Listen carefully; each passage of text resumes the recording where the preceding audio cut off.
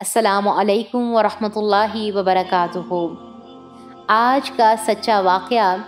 جو کہ ہے غزوہ بدر میں شیطان کا کردار۔ اللہ سبحانہ و تعالیٰ سورۃ الانفال آیت نمبر 48 میں فرماتے ہیں، جب شیطان نے ان کے اعمال کو مزین کر کے دکھایا اور ان سے کہہ رہا تھا کہ لوگوں میں سے کوئی بھی آج تم پر غالب نہیں آ سکتا، میں خود بھی تمہارا حمایتی ہوں۔ لیکن جب دونوں جماعتیں نمودار ہوئیں تو یہ اپنی ایڑیوں کے بل پیچھے ہٹ گیا اور کہنے لگا کہ میں تم سے بری ہوں، میں وہ دیکھ رہا ہوں جو تم نہیں دیکھ رہے، میں اللہ سے ڈرتا ہوں اور اللہ تعالیٰ سخت عذاب والا ہے۔ اس آیت میں اللہ تعالیٰ نے فرمایا کہ شیطان نے کافروں کو ان کے کرتوت خوشنما بنا کر دکھائے۔ ان کو کہا کہ آج تو تمہاری اتنی طاقت ہے، اتنی پاور ہے کہ کوئی بھی تمہیں ہرا نہیں سکتا۔ اور جب میدان میں دونوں پارٹیز کو اپنے آمنے سامنے دیکھا، دونوں افواج کو آمنے سامنے دیکھا، تو اللہ تعالیٰ کی مدد کو فرشتوں کی صورت میں دیکھا تو وہاں سے بھاگ کھڑا ہوا اور یہ کہتا ہوا کہ جو میں دیکھ رہا ہوں وہ تم نہیں دیکھ رہے، مجھے اللہ تعالیٰ سے ڈر لگتا ہے۔ اس نے یہ الفاظ کس سے کہے تھے؟ ابو جہل سے کہے تھے، اور یہ ایک سردار کے روپ میں آیا تھا، جو واقعہ ہم غزوہ بدر کے واقعہ میں بھی پڑھ چکے ہیں۔ غزوہ بدر ایک ایسے حالات میں ہوا تھا کہ نہ تو مسلمان اس جنگ کے لیے تیار تھے اور نہ ہی کافر، مگر اللہ تعالیٰ کا فرمان ہے کہ میری منشا یہی تھی، میری مرضی یہی تھی کہ جنگ ہو، اور وہ جنگ ہو کر رہی۔ سچے واقعات میں یہ واقعہ ہم سٹوری نمبر 55 میں تفصیل کے ساتھ پڑھ کر آ چکے ہیں۔ شیطان نے جب یہ دیکھا کہ اب کفار بھی جنگ کے لیے پوری طرح تیار نہیں ہیں، تو شیطان نے فوری طور پر ایک ہمسایہ قبیلہ جو کہ انتہائی طاقتور تھا اور قریش کو سب سے زیادہ خطرہ بھی اس کی طرف سے تھا،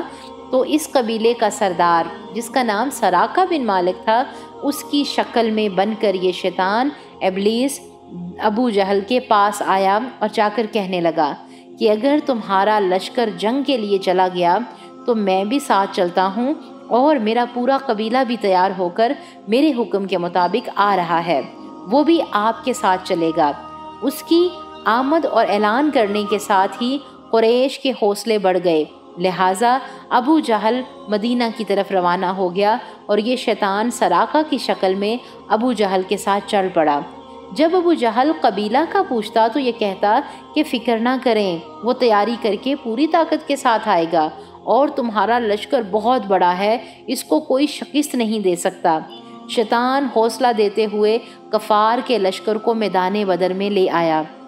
اور جب میدان میں فرشتوں کو آتے دیکھا تو بھاگ نکلا کہ جو میں دیکھ رہا ہوں وہ تم نہیں دیکھ رہے۔ یہ کہتے ہوئے ابلیس شیطان وہاں سے بھاگ کھڑا ہوا، اور اس کا جو وعدہ تھا ابو جہل کے ساتھ وہ وہیں کا وہیں رہ گیا۔ اس نے کیا کہا تھا کہ میرا جو قبیلہ ہے، جبکہ اس کا کوئی قبیلہ نہیں تھا، بلکہ وہ تو خود دھوکے بازی کے ذریعے ایک روپ دار کر سراقہ کی شکل میں ابو جہل کے ساتھ چلا تھا، اور جواب میں جب بھی ابو جہل پوچھتا قبیلے کا تو وہ کیا کہتا تھا کہ فکر نہ کریں، وہ آ جائے گا۔ اور یہ کہتے ہوئے وہاں سے وہ بھاگ نکلا جب اس نے فرشتوں کو جنگ کے میدان میں پایا، اور مسلمانوں کے لیے فرشتوں کا آنا ایک بہت بڑی مدد تھی اللہ تعالیٰ کی طرف سے۔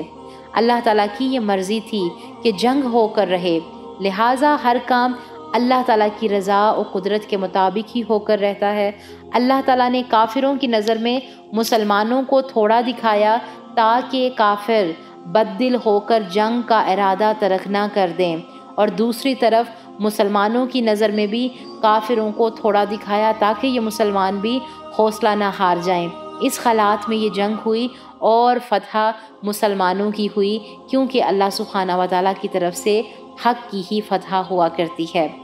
تو اس واقعہ میں ہم نے کیا سیکھا کہ زندگی میں بھی اکثر ہمارے ساتھ ایسے معاملات ہوتے ہیں، ایسی ہماری روح کے ساتھ جنگیں ہو رہی ہوتی ہیں، نفس کے ساتھ جنگ ہو رہی ہوتی ہے کہ شیطان بڑی خوبصورتی کے ساتھ روپ دار کر ہمیں ان گناہوں کو مزین کر کے دکھاتا ہے، ہمارے دل کو تسلیاں دے رہا ہوتا ہے، جبکہ